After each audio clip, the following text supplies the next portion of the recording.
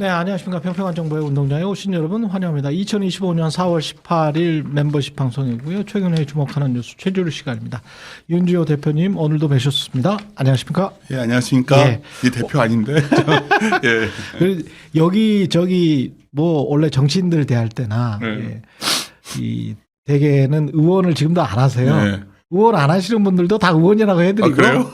장관 한 번만 하셨으면 무조건 장관이라고 해드리고 뭐 이제 좋습니다 이제. 그냥 뭐 예. 글 쓰고 살고 예. 방송하고 이러고 살고 있는데 예. 대표하니까 뭐 저도 싫다가 아니라 낯설었더라고요. 좀 약간. 네. 한국 증시 강하다. 관세 전쟁에서 얻는 투자 아이디어. 이거는 직접 네네. 윤조 대표께서 오늘 이야기하자. 그렇게 하면서 이렇게 주제문을 정해 주셨거든요. 최 기자님 기억나실지 모르지만 제가 네. 한참 장 좋을 때 그때 뭐 제가 잘한 건 없지만 그때 이제 한국 주식이 너무 밸류에이션 비싸다. 뭐 10만 점자 외치고 할 때 제가 그런 적이 그렇죠. 있었어요. 예. 그때 우리나라가 PBR로 1.3배를 넘어갔었거든요. 아, 그때는 1.3배면 1.3배. 어마어마하게 높았던 거죠. 삼성전자 10만 전자 간다 하고 예. 지금 저희가 최근에 자본 순자산이 늘어나가지고 0.8배가 2,373이거든요. 2,373. 아, 2373이 이게 0.8. 계속 올라오죠. 2,290이었는데 예. 한 80포인트가 올라오죠. 다음 분기가 되면 이게 한 2,450 될 거예요. 0.8배가. 예. 0.8배라는 거는 뭐 우리나라가 아무리 뭐 저성장의 인구 문제, 온갖 문제가 다 있어도 이건 정말 너무 싼 거거든요. 너무 싸다. 그렇죠. 전 세계적으로. 그렇죠. 이유는 여러 가지 있겠지만 저희 나라는 표현이 틀리죠. 우리나라. 예. 실수할 뻔했네요. 제가 그러니까 우리나라가 지난 뭐 작년에 굉장히 정치적 불안정성도 커지고 또 뭐 좀 여러 가지 성장률에 대한 미래 전망도 약해지고 그러다 보니까 굉장히 열의에 있었는데 그럼에도 불구하고 너무나 싸져 있기 때문에 흔히 우리 투자자들이 락바텀이라고 그래요. 그러니까 네. 강한 그 돌 같은 바닥 그렇죠. 국면이 예. 바로 2,370이거든요. 2370. 그렇죠. 그러니까 예. 내부적으로 굉장히 싸져 있는 게 있는데 이것만 갖고는 못 오르죠. 뭐 싼 게 뭐 좋은 겁니까? 그렇지. 근데 이제 이번에 이제 관세 전쟁이 딱 터졌는데 관세 터졌는데 이제 우리가 이제 미국과 중국이 막 싸우고 있어요. 그래서 이제 막 제가 어디 가서 그런 표현을 썼는데 카드를 게임을 하고 있는데 막 이제 트럼프가 세게 배팅을 하는 거죠. 예. 배팅 하는데 다른 나라는 다 죽었어요. 이제 못 하겠다고. 이런 표현해도 되나요? 방송에서? 꼭 괜찮습니다. 근데 그냥 자기가 스트레이트 플러시 가지고 있는 줄 생각하는 하고서 거지. 막 하고 있는데 예. 믿어. 내가 엄청 세거든. 네. 다 죽고 있는데 다이. 근데 중국이 시진핑이 계속 네. 콜 외치는 콜. 거. 야, 그대로 따라가는 들어와, 거예요. 들어와. 근데 이제 네. 가만히 사람들이 처음에는 예. 미국이 무서웠는데 예. 참 보니까 시진핑이 갖고 있는 패가 결국 만만치 않아 보이죠. 그렇지. 그러니까 물론 중국도 이대로 가면 수출 못하고 면 재고 쌓이고 머리 아파지는데 그렇죠. 미국은 더 심각할 수 있다는 게 드러난 거예요. 그러니까 결론은 그리고 또 더 중요한 건 전쟁을 하려면 우방이 있어야 될까요? 우방. 그렇죠. 근데 이 관세 전쟁을 딱 벌렸더니 이거 뭐 유럽이 일단 EU만 하더라도 그래? 미국이 이러고 나온단 말이야? 그러니까 점점 중국이 고립될 줄 알았는데 미국이 고립되고 있는 상황입니다. 그렇죠. 이렇게 되니까 중국을 고립시키고 싶은 거예요. 미국이. 아, 중국만 고립시키고 싶다. 중국만. 그러니까 어떻게 하냐. 관세 협상을 조기에 맺는 국가에 대해서는 상당히 유리하게 해주겠다고 스스로 얘기를 하고 있어요. 지금. 예. 우리 다음 주에 이제 갈 거 아니에요. 예. 분명한 거 하나 있어요. 자동차라던가 뭐 반도체라던가 뭐 온갖 여러 가지에 대해서 당초 예상했던 강도보다 낮아질 건 분명해 보여요. 아. 왜냐하면 그렇게 해서 우분을 늘려야 되는 상황에 왔거든요. 그러니까 투자자들은 그게 보이는 거죠. 아까 말씀드렸지만 싼데 싸진 원인이 이러한 우려 요인 때문에 싸져 있는데 이것이 그만큼의 우려가 아니라면 그거의 복원만으로도 주식시장이 상당히 견고하게 올라올 수 있는 거죠. 아. 자동차 반도체 이야기를 하셨고 예. 최근에 SNS에서도 뭐 기아 이야기도 하시고요. 예. 두산 에너빌리티 이야기도 하셨고 종목을 구체적으로 이제 제시를 하고 계십니다. 이제 뭐 자유인인데 뭐 예. 그게 문제가 될까? 뭐 저도 관심 있는 종목들이고. 아니 그리고 뭐 그걸 뭐 작전을 할 만한 그런 주식들이 아니기 때문에 워낙 큰 종목들이라서. 두산 에너빌리티가 오늘 전체 시장 거래대금은 두 번째더라고요. 아 그래요? 어마어마하게. 그렇죠. 근데 뭐 근데 많이 올랐어 또. 그렇죠. 근데 오늘도 제가 많이 이제 올랐어. 뭐 네. 이게 종목이 오른다 내린다를 떠나서 그냥 생각하는 사고를 말씀드리는 거예요. 그러니까 예. 우리가 이제 누구나 알죠. 지금 이거 관세전이 벌어지면 미국이 원하는 거는 우리한테 이제 뭔가 딜을 하다 보니까 조선이나 방산 같은 건 좋아질 것 같고 예. 또 관세전에서 벗어나 있는 게임주들도 좋아 보이고 그냥 크래프톤 같은 거 많이 오르고 예. 뭐 예. 예를 들어서 엔터 기업도 괜찮고 이건 다 알고 있는 거예요. 그렇죠. 근데 이제 우리가 그렇게 다 알고 있는 좋은 기업들은 밸류가 아주 싸다고 보기엔 좀 그런 상황이거든요. 그렇죠. 그러니까 그걸 갖고 있는 사람이야 즐기면 되겠지만 그래 난 주식시장이 너무 불안해서 막 주식시장을 줄여놓은 사람 입장에서는 뭔가 사야 될 때 뭘 사냐에 붙는 선택의 문제가 들어간다면 이제 우리에게 닥친 거는 이러한 우려 요인이 이만해 보여가지고 주가가 상대 밸류가 매력이 와 있는 것들 중에서 과도하게 하락된 그렇죠. 것들. 그렇죠. 주가도 그렇지만 좀 지나치게 좀 저평가되어 있는 것들. 예를 들어서 이런 것들도 있죠. 뭐 당장은 오늘은 뭐 흐름이 그랬다 치지만 예. 어차피 미국과 중국이 이제 한번 싸웠잖아요. 그렇죠. 싸웠는데 이렇게 다시 화해를 악수를 한들 예전에 그런 관계로는 안 가겠지 않습니까? 서먹서먹 하겠죠. 그렇죠. 그러면 이제 아마 미국의 반중국 기조라는 거는 쉽게 사라지지 않을 것 같아요. 그렇습니다. 그러면 이제 예를 들어서 우리가 중국이 부상하면서 우리가 상당히 좀 힘들어질 수 있는 영역들이 꽤 많았거든요. 그랬죠. 그런 것도 기억나시는 것 중에 사람들이 잘 놓치고 있는데 바이오가 있어요. 바이오. 왜냐하면 바이오 중에서 다른 건 모르겠지만 CDMO라고 우리나라 잘하는 거 있잖아요. 막 예. 만들어내는 거, 찍어내는 거. 반도체처럼 정밀하게 그렇죠. 깨끗한 작업 환경에서. 그렇죠. 그 공장이 예. 있는 나라 별로 없는데. 예. 바이오는 그래야 됩니다. 그렇죠. 근데 중국이 어마어마하게 중국 그 기업들이 그걸 해놔서 우리나라 큰일 났었거든 사실. 그랬죠.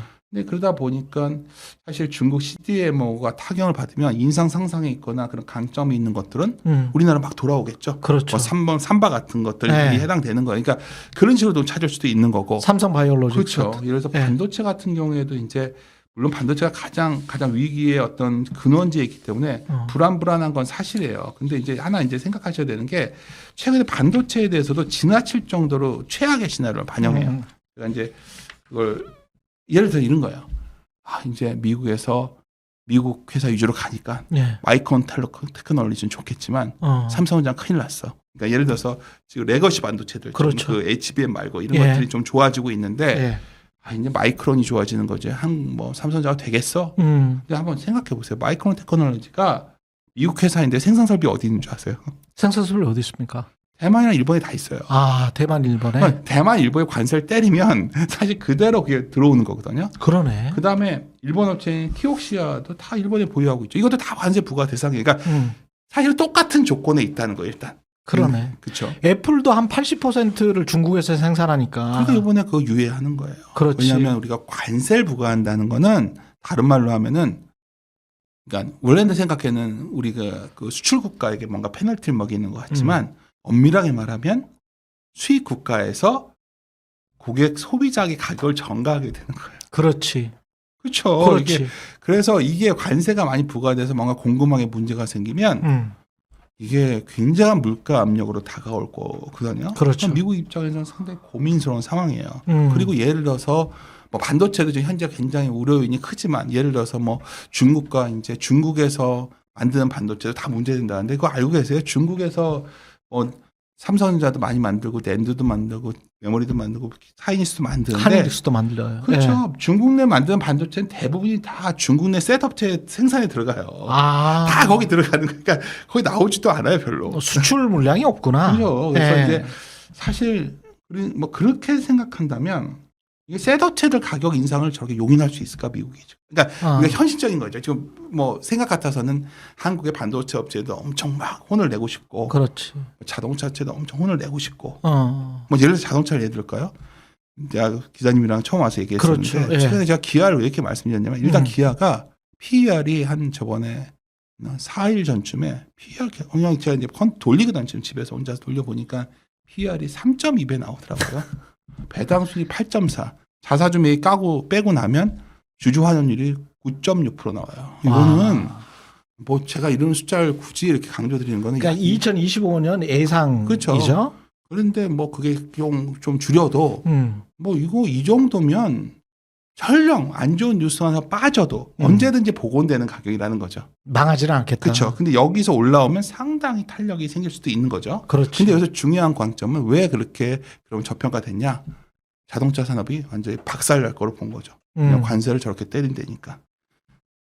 제가 정말 잊지 못한 사건이 있는데 그게 코로나 때예요. 정말 죽음의 공포가 일단 두려웠지만 공급망이 문제되니까 그 당시 제가 좀 차를 바꿔보려고 와이프 차를 예. 주문했다 취소했잖아요. 아. 차가 안 나와. 그러니까 이게 1년 정도 그때 기다려야 됐지. 왜냐하면 공급망 문제가 생겨 부품이 없어가지고 차량용 반도체가 없는 것도 있고 막 온갖 문제가 다 생겼죠. 근데 아시다시피 미국에서 자동차를 생산해. 좋은 생각이에요. 생산하자. 그래. 그러면 그거 아십니까? 캐나다에서 미국의 자동차 부품이 다 들어와요. 멕시코도 이제 캐나다 진짜 크거든요. 그럼 멕시코, 미국, 캐나다가 다 연결되어 있는 거예요. 예. 이걸 딱 끊어버리면 자동차 생산을 못 하거든요. 그러면 딜러들이 주문을 못 넣을 거예요. 그러면 미국은 자동차가 그래서 뭐 서부 LA 같은데 혹시 가보셨겠지만 가보면 그거 없으면 생활을 못 하거든요. 버스가 1시간, 시내 버스가 1시간도 아니야. 어떤 거는 한 2시간에 한 번씩 와. 그러니까 거의 뭐 진짜 가난한 사람들 아니면 그럼요. 시내 버스 타고 다니기 이거는 힘들어. 필수제거든요. 그렇죠. 그러니까 우리가 필수제를 미국의 공급 문제가 생겨서 이 상황이 자동차는 된 거예요. 예.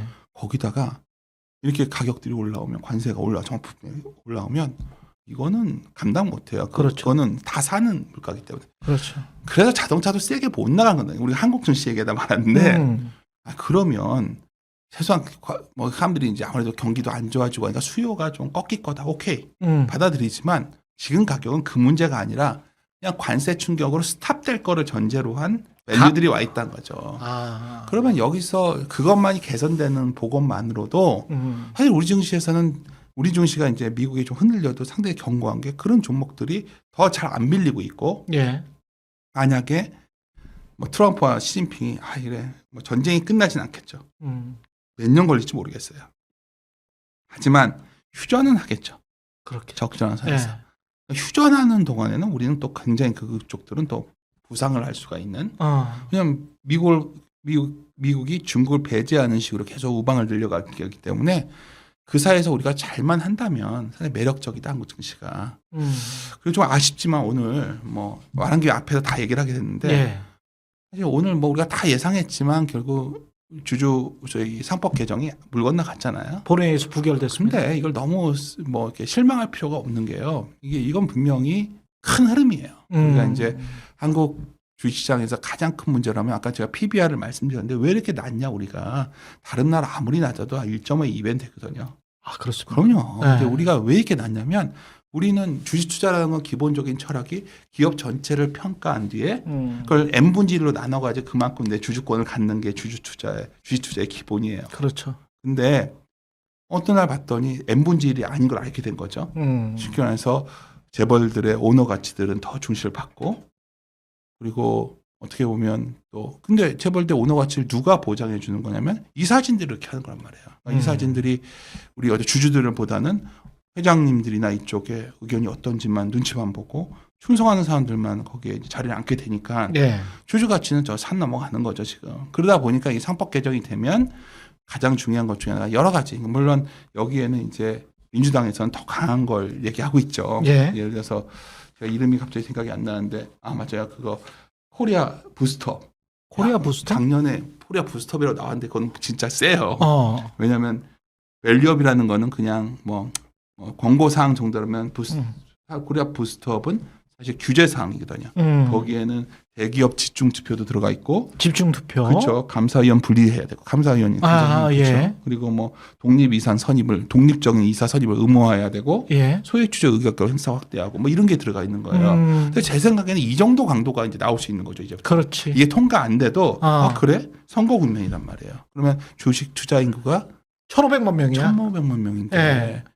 이 사람들이 가장 원하는 거를 놔둘 수 있을까요? 저희가 보기에는 이 사회에 주주 이익이 반영되는 그게 들어가는 충실의 의무가 들어가는 거는 뭐 피할 수 없는 사실 같아요. 제가 꾸준히 이제 네. 경제, 정치 이렇게 보면서 참고하는 게시판이 사실은 주주토론방이거든요. 예. 주주토론방에 삼성물산이나 삼성전자, SK텔레콤 이제까지 제가 한 15년, 20년 와치를 해보면 대개는 다 이제 어느 정도는 상당히 보수적인 분들이 그렇죠.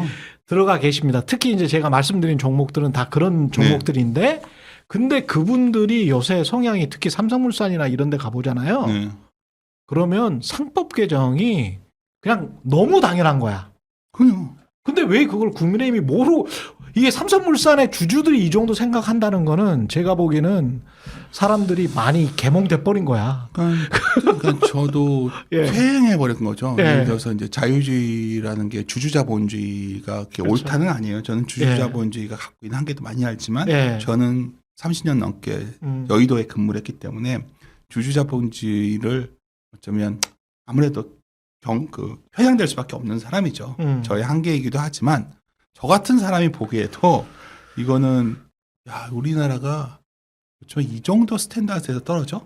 그쵸. 기본인데. 그렇게 된다면 이게 그런 저는 우리 증시가 왜 지금 그럼 이렇게 열심히 이제 한국 증시가 해봐야 된다고 하냐면 저는 이 거스를 수 없다 보고 있어요. 거스를 수 없다. 그렇죠. 그래서 아마 이번 대선 국면에서 상당히 정책에 상당히 오를 것이고 아마 제가 봤을 때는 밸류업 정도 이상의 것이로 논의가 될 것 같아요. 그냥 코리아 부스트업에서 뭐 그걸 바로 할 수는 없겠지만. 그러면 대선 중에 기대감으로도 상당히 좀. 그럼요. 일본이 그거를 시작하면서 근데 일본보다 훨씬 강력한 조치인데 중요한 건 뭐가 있냐면 이렇게 되는 순간 우리나라에서 주주가 훼손되면서 지금 싸죠. 그래 주주 가치가 훼손되니까 밸류가 예를 들어서 이런 좋은 회사는 아니지만 롯데케미칼이 PBR이 0.15배예요. 아휴. 0.15배 네. 망한다고 돼 있는 거예요. 그렇죠, 그렇죠. 그래서 이제 여수 공장 같은 것들도 뭐 여러 가지 말도 나오고 있죠. 네. 그래도 0.15배라는 거는 거의 상상할 수 없는 거예요. 뭐 이거 정한다면 이 회사를 다 청산해버려야죠. 네. 주주들이 다 들고 일어나서 이런 가치에 와 있는 회사들이 있다면 어쩌면 이제는 고민이 되는 거죠. 아, 이 정도 밸류? 가능성이 있는 거죠. 0.15배면 그렇죠. 주식시장이라는 게 올라가는 건 왜 올라가는 거냐면 사서 파는 사람들이 적어지면 올라가는 거예요. 그러니까 주식이 이게 퇴장돼야 되거든요. 예. 주식을 매일 사람들이 사고 팔면서 이게 뭔가 주식이 수가 거래 유통 물량이 줄어들어. 그렇죠. 근데 지금은 아마도 이런 가치에 어떤 편승돼서 몇 년에 걸쳐서 우리가 주주 가치를 중시하는 체제로 가면 한국 증시가 물론 외풍 때문에 여러 가지 고민이 되지만 주시장만 놓고 본다면 좀 상당히 기회의 시간이 들어왔다 좀 보이거든요. 그래서 그런 시각에서 보신다면 일단 지금은 매일매일 나오는 뭐 트럼프 한마디 어떻게 그 말을 다 따라서 하겠어요. 그렇죠. 그런 말이 좀 안 좋은 말 나올 때마다 아 그래 이런 종목은 상당히 이런 가치가 있지. 예를 들어서 기아도 오늘 같은 경우에는 좀 올라왔지만 저 며칠 전까지만 해도 기아란 회사를 자동차를 얘기하면 다 저걸 누가 관심 있어요? 뭐 이런 분위기였다고요. 그렇죠. 네. 두산 에너지빌리티도 뭐 저거 원전 되겠어? 근데 나오는 가스터빈 쪽도 되고 또 정책이라는 것도 아니 뭐 민주당 정책은 하나로 정해져 있고 더민주는 뭐 국민 정해져 있나요? 제가 잘은 모르겠어요. 최 기자님처럼 이쪽을 잘 모르지만 아니 표를 얻어야 된다면 뭔가 정책을 내놔야 될 거 아니에요. 지금 매일매일 정책을 내놓을 텐데 그중에 제일 중요한 게 뭐겠어요? 내가 돈을 써서 경제를 살리겠다를 내놔야 돼요. 지금. 그 방법으로 에너지가 핵심일 수밖에 없고 그쵸. 에너지가 저도 사실은 이제 경제쇼 하면서도 그런 말씀 많이 드렸습니다만은 중요한 거는 팔러시 믹스, 정책 혼합, 그 다음에 에너지도 에너지 믹스입니다. 맞아요. 에너지 믹스를 하려면 이제 그 원전에 관해서 어느 정도까지 원전이 30% 지금 수준일 텐데 요거를 어떻게 국내에서 계속 하느냐에 관한 합의 그러면서 녹색 경제로 이행을 나가는 시기를 어떤 식으로 지혜롭게 해 나가느냐. 그렇죠. 그리드 기술 개발에 따라서 제가 이제 기후경제학자랄지 저 친구들이랑 이야기를 많이 해보면 요게 지금 한 30년 동안은 어쩔 수가 없는 컨비네이션을 가져가는 게 어쩔 수가 없을 것 같아요. 근데 컨비네이션 가져가는 거. 당연하죠. 네. 이번에 어쨌든 간에 세계가 어떤 전쟁이 벌어졌냐면 AI 전쟁이 벌어졌어요. 네. 그러니까 미국이 AI를 선도하고 갔는데 중국이 쫓아오니까 그것도 탁 커서 잘라야겠다. 우리도 뭔가 해야 될 거 아니에요. 그렇죠. AI 인프라 투자는 다 얘기를 할 거예요. 모든 대선 후보가. 그렇죠. AI 인프라 투자가 뭔지 아십니까? AI 인프라 투자가 뭐하러 데이터 센터 만들고 이런 겁니까? 전기예요. 그렇죠. 전기가 전기가 확보되지 않으면 그렇지. 아무것도 못 하는 거예요. AI 인프라 투자하려면 사실은 HBM 중요하고요. 그 다음에 데이터 센터 중요한데 데이터 센터는 전부 다 전력이거든. 앞으로 그러니까 예를 들어서 네. 최근에 정말 소리 소문 없이 움직이는 주가 중에 한전이 있어요. 한전이 저게 왜 저렇게 부채도 많고 저런데 주가가 네. 비실비실 할까? 네. 이것도 뭐 저희 최경 기자님 여기 네. 분들한테 힌트를 드리면 음. 뭔가 이쪽에 있어서 뭔가 새롭게 판이 짜여지는데 음. 그러다 보니까 또 흥미로운 종목 중에 현대건설이라는 회사가 막 올라가요. 현대건설은 물론 글로벌 재정 정책의 수혜도 되고 있지만 SMI라는 걸 하는 회사예요. 원전 관련해서. SMR을 하지. 그렇죠. 그리고 우리나라에서 원자력을 해체하는 데 있어 가지고는 가장 높은 기술력을 자랑하는 회사입니다. 잘 알고 계시네요. 네. 그러니까 잘 이렇게 조합을 보면 다른 다른 업종들에 있는데 이게 뭐지? 결국은 물론 환경론자들이 우리 만약 다음 정권에 상당히 힘을 발휘한다면 굉장히 이거에 대해서 여러 가지 고민을 하시겠죠. 하지만 일단 모든 초점이 제가 보는 경제 살리기에 갈 수밖에 없거든 지금 상황이. 근데 요것도 제가 힌트를 드릴게요. 제가 친구들 덕분에 이제 이것저것을 많이 알게 됐는데 요게 민주당 정부가 들어와도 어떻게 되냐면 지난번에 헌재에서 아이들이 뭐 고래도 살리고 뭐 조그만한 아이들이 녹색 경제로 가야 된다라고 해가지고 소송을 낸 적이 있어요. 미래 세대까지. 그래서 헌재에서 판결을 했거든요. 근데 윤석열 정부가 하였습니다. 근데 거기에서 이제 물론 이제 제 친구긴 하지만 정부 측 증인으로 나갔던 교수가 있습니다. 그래서 제 친구인데 그 친구가 이제 거기에서 굉장히 중립적이고 합리적인 이야기를 했어요. 뭐냐? 우리가 이제 에너지 컨비네이션 가져갈 수밖에 없고 시간을 좀 끌 수밖에 없는 이유를 이렇게 이야기를 했습니다. 우리는 제조업 산업 위주의 경제이기 때문에 다른 나라처럼 혹독하게 해버리면 가령 농업 위주의 국가다. 뭐 이런 나라처럼 혹독하게 한다거나 준비가 돼 있는 뭐 독일처럼 혹독하게 하면 이게 산업 생태계가 파괴가 된다. 그렇죠. 그러니까 그 말에 헌법재판관들이 이제 정부 측을 상당히 이제 편을 많이 들었거든요. 이게 결정이 나와 있어요. 헌재 결정이. 그렇군요. 예. 그래서 이제 제가 보기에는 그런 가이드라인이 이미 있기 때문에 콤비네이션 혼합으로 갈 수밖에 없습니다. 지금 상황 자체는. 예. 그러니까 지금 제가 보기에는 우리가 앞에서 막 한국 좋다 얘기를 했는데 또 하나 봐야 되는 게 있어요. 그러니까 한국이 좋은데 다른 나라가 더 좋으면 다른 나라를 투자하겠죠. 대표적인 게 우리가 미국이란 말이에요. 우리가 한국을 얘기하는 거에 비슷한 잣대를 들여보면 S&P 500이 그렇게 많이 하락한 것 같은데 PER이 어제자로 20배예요.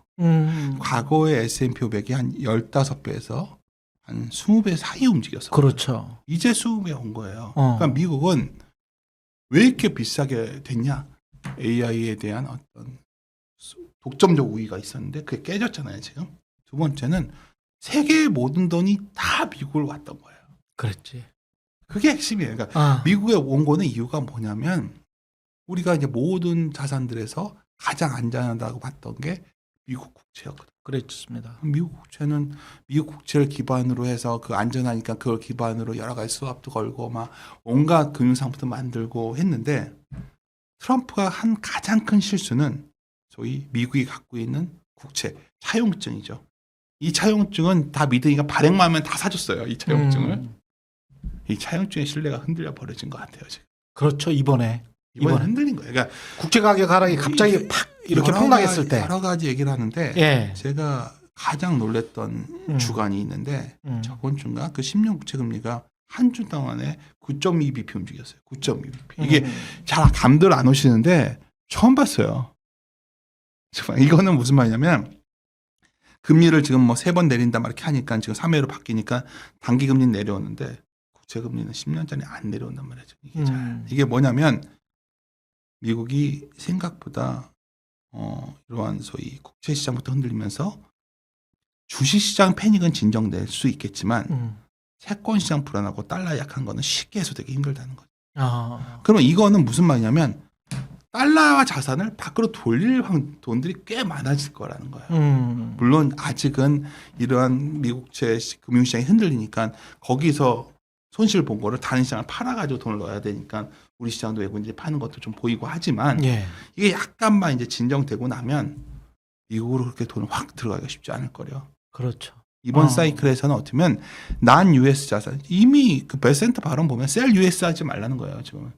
셀 US 하지 마라 그 얘기만 하잖아요. 자기네 안전하다. 그 이야기는 셀 US를 하고 있다. 하고 있는 거죠. 우리 하고 있으니까 셀 USA를 한다는 거는 난 USA를 사는데 아쉬운 건 아직 한국을 사고 있는 것 같지는 않아요. 근데 여기 아까 우리가 처음에 말했던 논리가 나오는 거죠. 우리가 만약 주주 가치에 관한 진전이 있고 여러 가지가 나온다면 안 살 이유도 또 없거든요. 그렇습니다. 그렇게 바라보신다면 최근에 조종장에 대해서 막 지나치게 요즘 이제 제일 문제되는 게 미국에서 이제 한마디 나오면 요새 너무 막 미국 어쩌고 저쩌고 이게 너무 실시간으로 투자자들한테 전달되다 보니까 그냥 그것만 듣는 거예요. 근데 사실 우리가 정신 똑바로 차리고 지금 바라봐야 되는 거는 그러한 흐름 속에서 틈새에 있는 소위 아까 제목을 관세 전쟁에서 얻는 예. 틈새를 이용만 하면 어쩌면 우리는 여기서 가치 대비해서 상당히 매력적이 나와 있는 주식들을 찾을 수가 있고 이것을 약간 장기적으로만 보유해도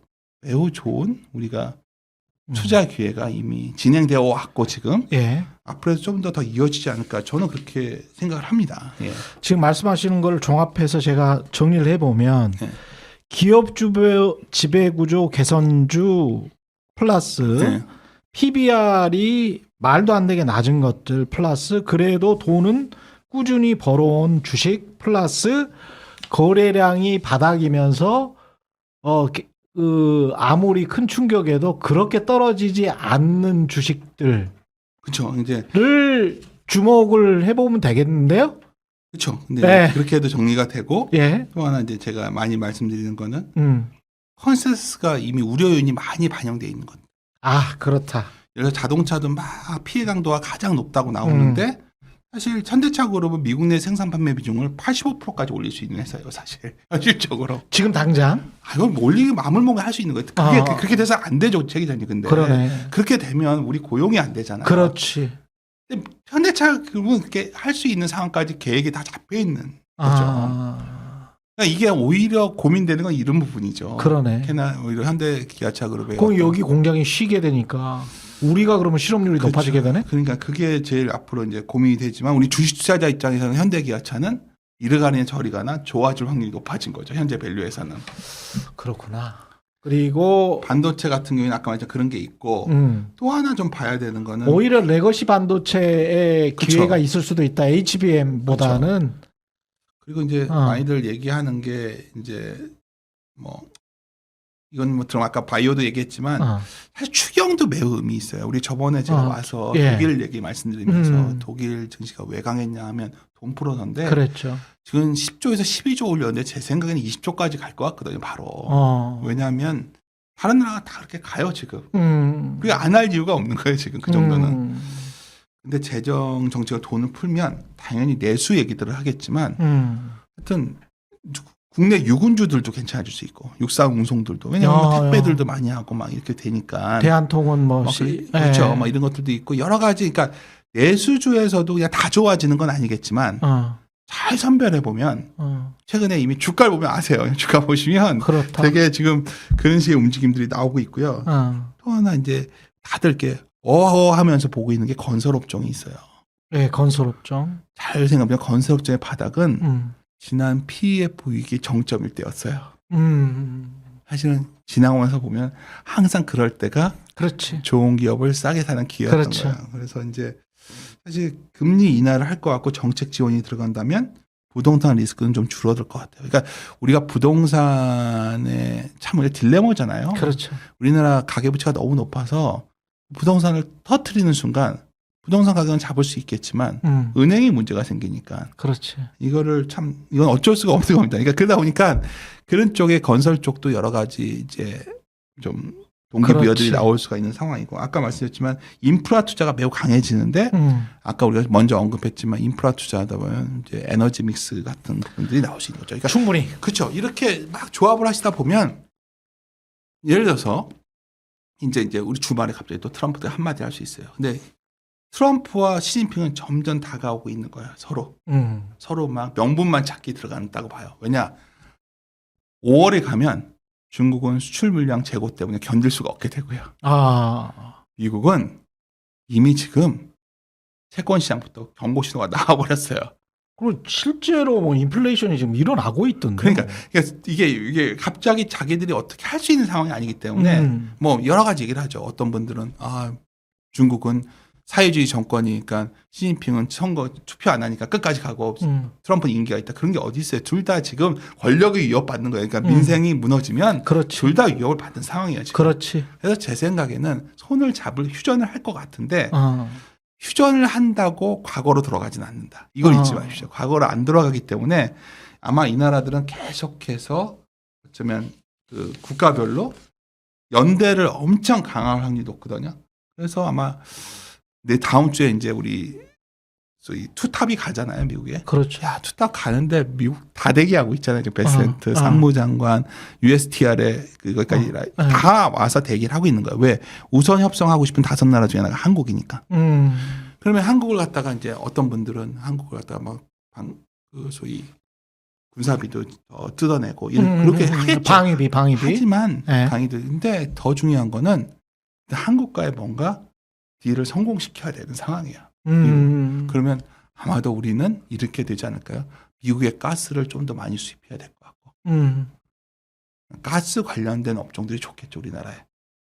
가스 LNG 가져오는 공항이 있겠지만 또 가스를 조선도 좋을 거고 또 가스를 돌려야 되면 터빈 업체도 좋아질 것 같고 그러니까 여러 가지가 있어요. 그런 가스도 그렇겠지만 또 하나는 우리가 내주는 대신 조선도 어쩌면 미국이 원하는 군함을 만들어주는 구조로 가는데 약간 중국은 싫어하겠죠. 그렇죠. 중국은 한국의 조선을 약간 태클을 걸겠죠. 그렇죠. 여러 가지. 근데 중요한 건 우리는 이미 미국 때문에 많이 다칠 거라고 아까 우리 계속 반복해서 말했던 무슨 바이오의 CDMO도 해당되고 자동차도 해당되고 뭐 온갖 그런 기업들은 오히려 만나고 난 뒤에 나아지지 않을까요? 우리는 지금 다들 무슨 생각하냐면 관세 전쟁 때문에 관세 전쟁을 피할 수 있는 종목만 봐야 된다고 생각을 하고 있지만 제 생각일 뿐입니다. 제 생각에는 오히려 관세 전쟁의 피해가 극단적으로 반영되고 있는 것들을 지금 바라보면 그중에서 상대적으로 밸류가 싸고 아까 말했던 최 기자님 말했던 그런 조건 찾아보면 시장을 하루하루 너무 매크로에 매몰되지 않고 어쩌면 투자자다운 하루하루를 보낼 수 있지 않을까 지금이 저는 그렇게 생각하고 있습니다. 관세 전쟁의 피해가 극단적으로 반영된 종목들은 달리 말하면 미국과 중국 다에게 당하는 그런 느낌으로 지금 주가가 형성돼 있지만 그 중에 아마 일부는 언젠가는 미중 간의 합의 또는 미국이나 중국 어떤 한 시장으로는 그래도 가능한 활로를 찾으면서 그러면서 그러니까 이 둘이 분리된다고 하고 미국이 독자적으로 생산을 하겠다고 그러는데 이제 가장 핵심은 미국이 독자적으로 생산을 할 수가 없는 거예요. 그렇지. 이게 핵심이에요. 미국이 독자적으로 자동차를 만들고 싶어요. 이론적으로는 그렇게 돼 있죠. 미국이 우리 기업이 IT를 만들 거야. 아니 애플이 왜 저걸 풀어줬겠어요. 애플이 망가질 것 같으니까. 70%를 중국에서 만드는 회사인데 어떻게 할까요? 그렇지.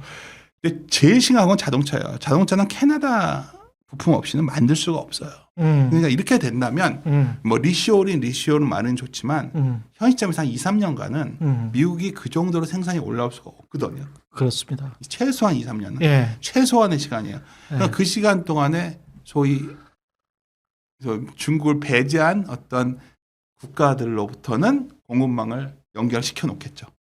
그 공급망에 파이프가 연결될 확률이 한국의 기업이 많다면 우리는 백도어가 될 수 있다. 그렇죠.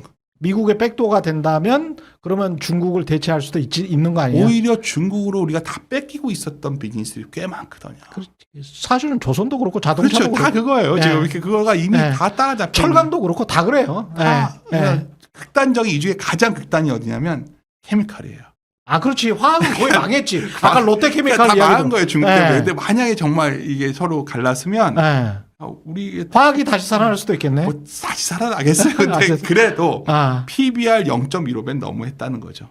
그런 논리도 나올 수 있다. 그러니까 이거는 좀 오해의 여지가 있으니까. 그러니까 이 여지는 뭐냐면 지금 상황을 저는 이제 오랫동안 이렇게 보면서 우리가 뻔히 아는 길에는 항상 별로 답이 없었어요. 맞습니다.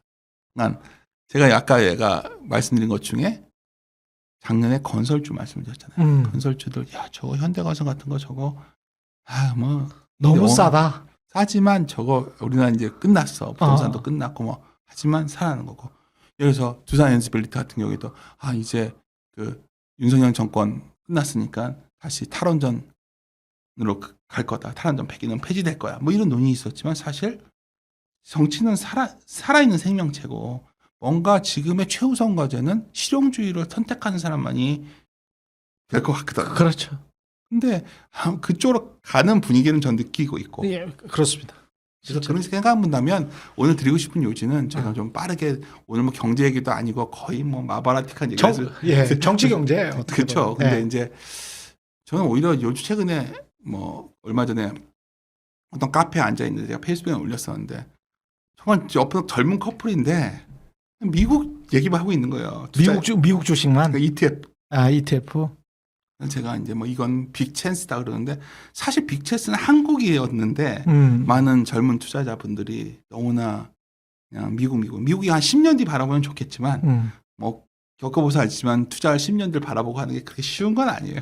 그게 뭐 한국 1, 2년을 본다면 미국 증시는 상당히 만만치 않고 한국 증시는 상당히 좋은 기회다. 저는 이렇게 판단하고 있습니다. 임금님께 캔디님이 이 방송은 비공개해야 할 것 같아 박보님이 이렇게. 이거? 왜냐하면 너무 귀중한 정보가 많다. 제가 말 실수한 줄 알고 지금 너무 귀중한 정보가 많다.